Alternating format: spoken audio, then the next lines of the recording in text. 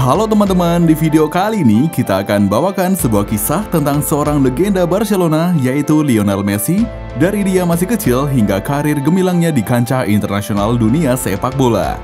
Siapa sangka bocah mungil yang memiliki kelainan pada pertumbuhan badannya ini berakhir menjadi salah satu pemain sepak bola terhebat di dunia. Cerita tentang perjalanan karir Lionel Messi ini kemudian diangkat menjadi sebuah film kisah nyata berjudul Messi yang dirilis pada tahun 2014. Daripada membuat kalian semakin penasaran, langsung saja ke alur ceritanya.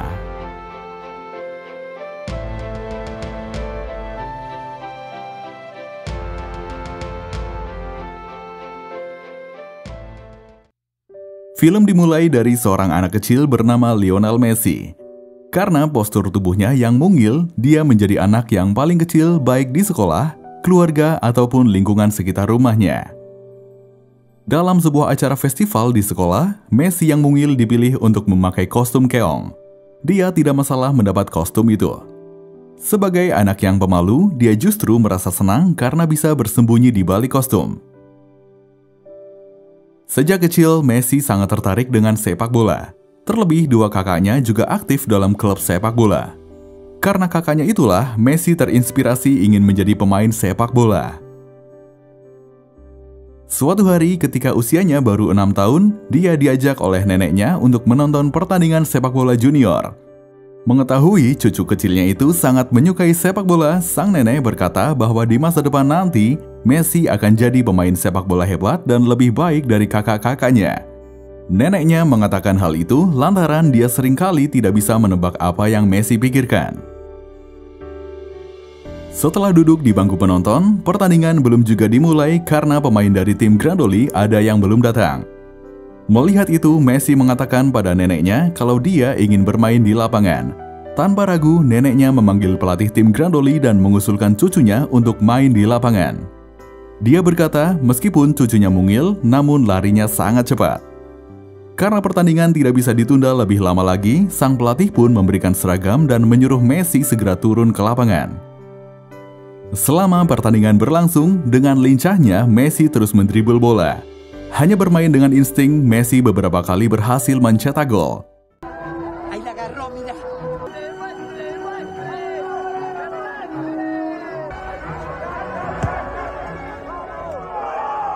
Wow, como los dioses, nos pegaba un baile a todos. Pelatih tim Grandoli yang awalnya meragukan Messi pun kini tertarik dengan anak kecil itu. Dia mengatakan kepada sang nenek agar Messi mulai ikut latihan bersama klub. Messi tidak tertarik belajar apapun selain sepak bola. Saat SD, dia pun bergabung dengan klub Newell's Old Boys. Angkatan Messi di klub disebut dengan The Messi 87 karena semua anggota tim lahir di tahun 1987 dan mereka hampir tidak pernah kalah di setiap pertandingan. Messi menjadi bintang dalam tim tersebut yang mana dia bertugas memberi assist dan mencetak gol. Suatu hari mereka mengikuti pertandingan dengan hadiah sepeda untuk masing-masing orang. Dalam pertandingan final, Messi tak sengaja terkunci di toilet rumahnya. Beberapa saat dia pasrah dengan situasinya, hingga kemudian dia pun memecahkan kaca jendela ventilasi dan keluar dari sana. Messi secepat mungkin berlari menuju lapangan. Ketika dia sampai, permainan sudah berjalan 1 jam. Messi masuk ke lapangan pada sisa 20 menit terakhir. Saat itu, timnya tertinggal dengan skor 0-2. Setelah Messi masuk, dalam waktu yang tak lama itu, 4 gol pun tercipta. Mereka semua pulang dengan hadiah sepeda masing-masing. Hasta que hacía el gol y ahí estaba enojado. Si no hacía el gol estaba enojado. No podía terminar un partido. Tenía que pasar por lo que hago ahora. Chiquito era igual.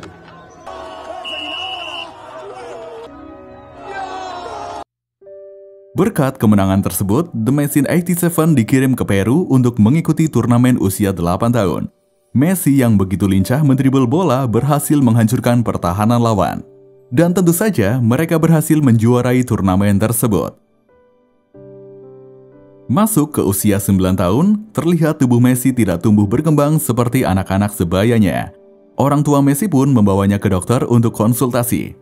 Setelah diperiksa, dokter mengatakan bahwa Messi mengalami defisiensi hormon pertumbuhan. Messi merasa sedih karena berpikir dirinya tidak bisa lagi bermain bola. Tapi kemudian dokter memberi saran untuk menjalani terapi harian di mana Messi harus menerima suntik hormon setiap hari. Tapi dokter juga memberitahu kalau suntik hormon itu sangat mahal. Tak ingin menyia-nyiakan bakat anaknya, orang tua Messi pun setuju untuk mengambil terapi tersebut. Messi jadi termotivasi untuk menjalani terapinya. Setelah selesai latihan, Messi sering pulang lebih awal daripada bermain dengan teman-temannya. Setiap di kamar, Messi selalu mengukur pertumbuhannya dan menyuntikkan hormon. Dia merasa lelah menjadi anak yang paling kecil. Dengan suntikan berbentuk seperti pulpen, Messi sudah terbiasa menyuntik sendiri. Suatu hari, Messi dihadang oleh anak-anak nakal di kompleknya. Dia diejek karena tubuhnya yang mungil. Messi tak tinggal diam, dirinya diejek begitu. Singkat cerita, mereka pun terlibat perkelahian. Messi pulang dalam keadaan luka-luka dan sepedanya sudah diambil oleh anak-anak nakal itu. Selanjutnya, Messi pergi menemui dokternya. Berkat penanganan yang tepat, perlahan namun pasti tubuh Messi berkembang dan bertambah tinggi meskipun masih tetap lebih kecil dibanding teman-temannya. Jika tidak, mungkin Messi tidak akan pernah jadi legenda seperti saat ini. Messi yang mengidolakan Pablo Aimar ini permainannya semakin hari semakin hebat. Ketika terjadi masa resesi ekonomi Argentina, ayah Messi dipecat dari pekerjaannya. Dengan begitu, tak ada biaya lagi untuk melanjutkan terapi hormon Messi. Ayahnya kemudian mengajak Messi mencari klub yang mau membiayai terapi hormonnya. Selama Messi bergabung dengan Newell's Old Boys, klub memang tidak ikut berkontribusi dalam menjamin kesehatan pemain andalan mereka. Messi sempat ditawarkan kepada klub River Plate, tapi klub merasa ragu ketika melihat tubuh Messi yang kecil. Hingga akhirnya ayah Messi bertemu dengan agen Barcelona yang memberi kesempatan pada Messi untuk melakukan trial. Di umur yang ke-13 tahun, Messi dan ayahnya pergi ke Barcelona untuk menjalani trial bersama pemain Barcelona lainnya. Di ruang ganti baju, Messi sempat diganggu oleh pemain yang lain karena ukuran tubuhnya. Namun di lapangan, Messi bermain tanpa ampun mengalahkan mereka semua. Berkat itu, Laurent, pelatih tim junior Barcelona, meminta pemain lain untuk tidak lagi mengganggu Messi.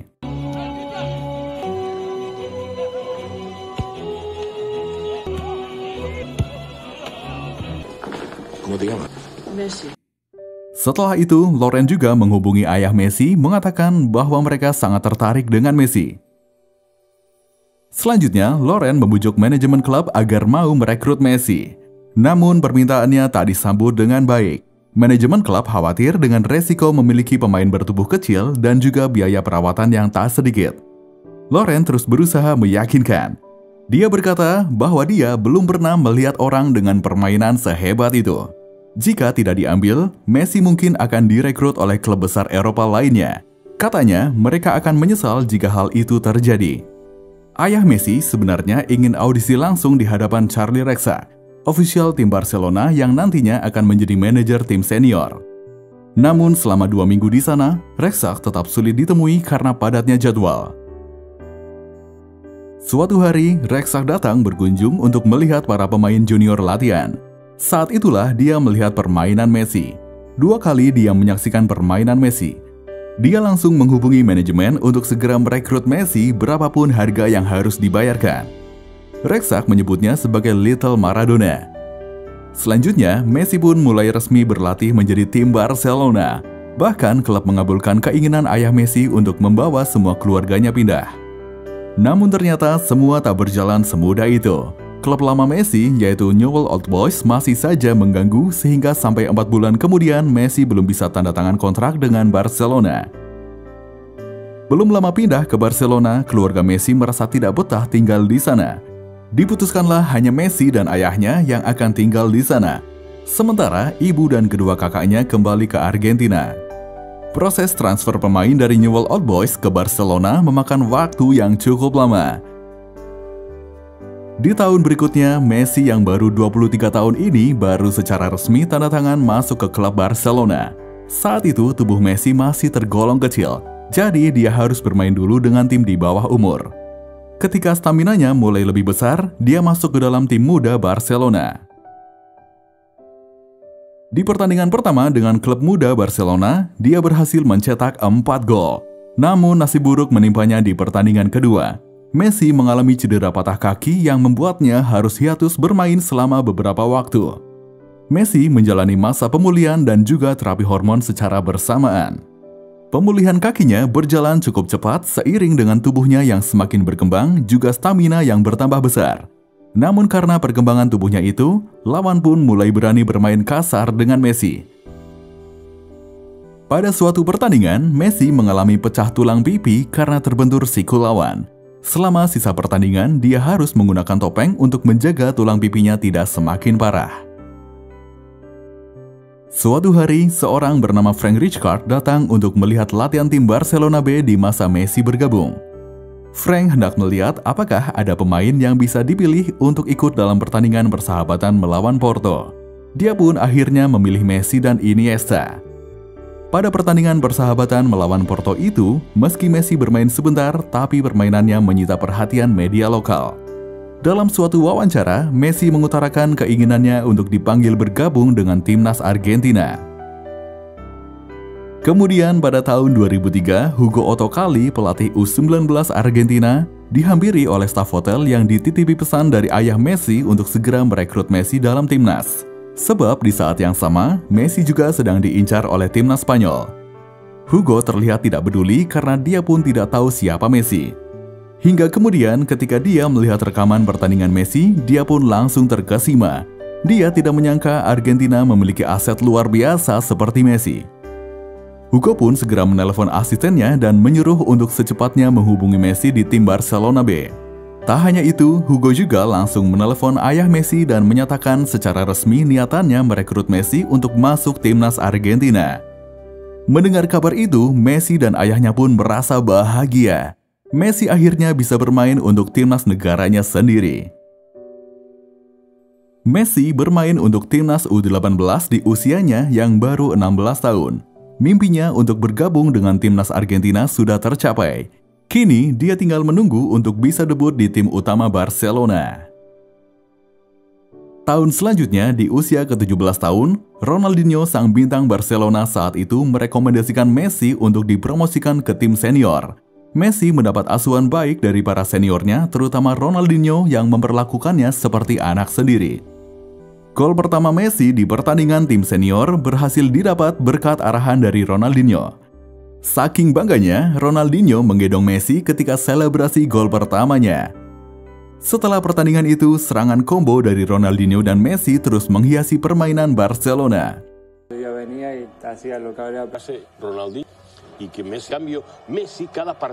Ronaldinho terus berusaha mengasis Messi. Dia sama sekali tidak merasa tersaingi dengan hadirnya Messi sebagai bintang baru di Barcelona itu. Yang ada, dia selalu berusaha mengoptimalkan kemampuan Messi. Setelah itu, Messi memulai debut di tim senior timnas Argentina dalam pertandingan persahabatan melawan Hungaria. Messi turun di menit 63, namun sayang baru beberapa menit bermain, dia langsung mendapat kartu merah karena menyikut pemain lawan. Messi yang masih muda pun dianggap belum mampu mengontrol emosi. Namun aib tersebut segera terlupakan karena di tahun 2006, Messi masuk tim untuk kualifikasi Piala Dunia di Jerman. Publik terutama rakyat Argentina menaruh harapan besar kepada Messi. Argentina saat itu mengikuti Piala Dunia dengan skuad yang pernah menjuarai Piala Dunia tingkat junior. Messi bergabung bersama pemain hebat Argentina lainnya seperti Javier Saviola, Carlos Tevez, Esteban Cambiaso, dan Pablo Aimar yang menjadi idola masa kecil Messi.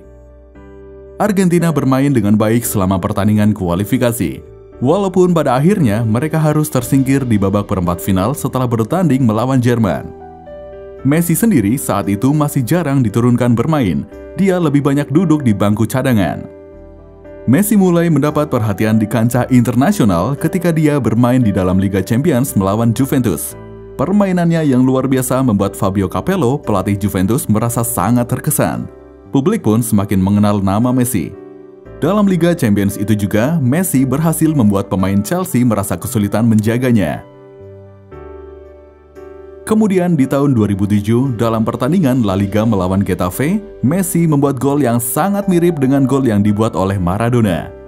Saat itu, Messi pun mulai disandingkan dengan Maradona yang Messi sendiri mengidolakannya. Ditambah lagi, Messi juga melakukan gol tangan Tuhan seperti Maradona. Publik pun semakin menganggapnya sebagai jelmaan Maradona. Rakyat Argentina juga sangat berharap Messi bisa menggantikan sosok sang legenda Maradona. Pertandingan selanjutnya yaitu pertandingan El Clasico. Barcelona baru saja kehilangan Ronaldinho, namun berhasil selamat berkat permainan Messi. Setelah kepergian Ronaldinho, Messi pun diminta untuk mengisi posisi Ronaldinho. Untungnya, Messi bisa mengisi posisi tersebut dengan sangat baik, seolah kepergian Ronaldinho tidak berpengaruh apa-apa. Messi menjadi center dalam permainan tim, lalu Samuel Eto'o bertugas membuka jalan untuk kreativitas Messi. Pemain yang tidak bisa sefrekuensi akan otomatis disingkirkan. Itulah yang dialami Ibrahimovic, pemain yang hebat namun seringkali permainannya egois sehingga dianggap menghambat pergerakan Messi. Kaki Messi menjadi pusat bola permainan Barcelona. Sebab itu, Javier, Busquets, dan Iniesta sangat sesuai untuk mengisi ruang tengah bersama Messi. Chemistry pemain-pemain tersebutlah yang membawa Barcelona memenangkan semifinal Liga Champions 2009 mengalahkan Chelsea. Barcelona maju ke babak final untuk melawan Manchester United. Sementara itu, di La Liga pun Barcelona terus menunjukkan kekuatan mereka dengan merebut gelar juara. Tak lama kemudian, gelar juara mereka dilengkapi dengan gelar Copa del Rey. Lanjut, tak butuh waktu lama, mereka juga merebut gelar juara di Liga Champions 2009 setelah mengalahkan Manchester United dengan skor 2-0. Tahun itu adalah masa emas bagi Barcelona dengan segala gelar juaranya. Dia pun mengajak semua pemain dan penggemar tim untuk merayakan dan bersama-sama meraih kejayaan di tahun berikutnya. Messi meraih semua gelar di tahun itu, baik itu gelar klub maupun gelar untuk dirinya sendiri. Dia menjadi pemain terbaik FIFA dan Ballon d'Or. Lionel Messi. Cuarto Balón de Oro. Lanjut, pada tahun 2010, Barcelona masih menjadi tim unggulan di La Liga. Sedangkan timnas Argentina mengincar juara Piala Dunia di Afrika Selatan dengan penuh percaya diri. Tentu saja karena mereka memiliki pemain terhebat di dunia. Ditambah lagi mereka dilatih oleh sang legenda sepanjang masa Diego Maradona. Hingga babak perdelapan, Argentina melaju dengan sangat mulus tanpa hambatan. Namun perjalanan mereka terhenti di babak perempat final. Messi dan timnya kalah telak oleh tim Jerman dengan skor 4-0. Rasa kecewa luar biasa dirasakan oleh pendukung timnas Argentina sebanding dengan harapan besar mereka. Mereka kemudian menyalahkan Maradona yang dianggap tidak becus dalam melatih timnas. Tahun selanjutnya, Barcelona kembali menjuarai La Liga. Lalu tak lama kemudian, mereka juga masuk ke babak final Liga Champions 2011 menghadapi Manchester United. Pertahanan Manchester United kembali dijebol oleh Messi. Barcelona pun kembali menjadi juara dengan skor akhir 3-1. Messi menjadi man of the match dalam pertandingan tersebut. Tim Barcelona saat itu disebut sebagai tim Barcelona terbaik sepanjang masa. Kemenangan demi kemenangan terus mereka raih hingga kemudian pertandingan terasa tidak lagi menarik karena orang-orang sudah tahu siapa yang akan jadi juara. Gelar Ballon d'Or hampir selalu diberikan, namun Messi memberikan gelar itu untuk kedua rekannya yang menurutnya juga layak untuk mendapatkannya. Dengan segala pencapaiannya, Messi tetap menjadi sosok yang sederhana. Meski di lapangan dia bagai bintang yang bersinar begitu terang, namun di luar lapangan dia sering tidak ternotis. Hal itu dikarenakan kepribadiannya yang cenderung pemalu dan juga lingkungan yang sederhana. Kondisinya jauh berbeda dengan Maradona yang selalu bersinar di lapangan maupun di luar lapangan. Istri Messi sendiri adalah seorang perempuan yang dia kenal sejak kecil. Sama seperti Messi, istrinya pun berpenampilan jauh dari kata glamor. Messi menjadi sosok sederhana, baik, dan family man. Meskipun karirnya gemilang bersama Barcelona, namun Messi masih belum bisa maksimal membawa timnas Argentina. Menjadi kapten timnas Argentina dalam Copa America 2011, penampilan Messi jauh dari standar permainannya saat bersama tim Barcelona. Messi yang diharapkan rakyat Argentina bisa memberikan dorongan motivasi untuk meraih kemenangan, justru tampil tidak sesuai yang diharapkan. Timnas Argentina tersingkir di babak perempat final melawan Uruguay. Kekalahan tersebut terus menghantui keberadaan mereka dalam Piala Dunia 2014 yang akan diselenggarakan di Brazil. Tuntutan dari pendukung kepada Messi untuk menang semakin besar. Messi sepenuhnya sadar dengan posisinya. sehingga kali itu dia tampil jauh lebih baik dari sebelumnya. Argentina akhirnya berhasil masuk ke babak final dan akan melawan Jerman. Saat itu, timnas Jerman sedang berada di masa emasnya. Di babak semifinal saja, Jerman mampu menghabisi tuan rumah dengan skor 7-1. Piala Dunia 2014 itu pun akhirnya dimenangkan oleh Jerman. Rakyat Argentina menangis menerima kenyataan bahwa tim kebanggaan mereka harus kalah.